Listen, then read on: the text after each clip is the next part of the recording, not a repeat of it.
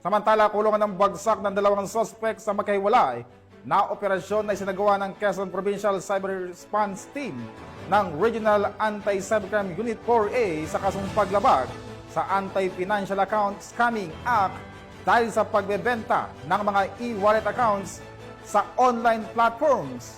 Ang kabuuan ng balita mula kay Patrolwoman Mary Grace Artizuela. Timbog ang dalawang individual sa magkahiwalay na operasyon na ikinasa ng Quezon Provincial Cyber Response Team ng RACO 4A sa Quezon at Lucena City dahil sa pagbebenta ng e-wallet accounts sa online platforms. Batay sa isinagawang cyber patrolling ng mga otoridad sa Facebook page, agad silang nakipag-ugnayan sa mga suspect para sa isang pisikal na transaksyon upang i-verify ang mga ibinebentang e-wallet accounts.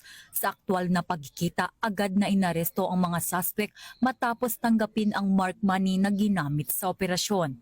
Nahaharap ang mga naarestong suspect sa paglabag sa Republic Act No. 12010 o Anti-Financial Accounts Scamming Act o AFASA na may kaugnayan sa Republic Act No. 10175 o Cybercrime Prevention Act of 2012.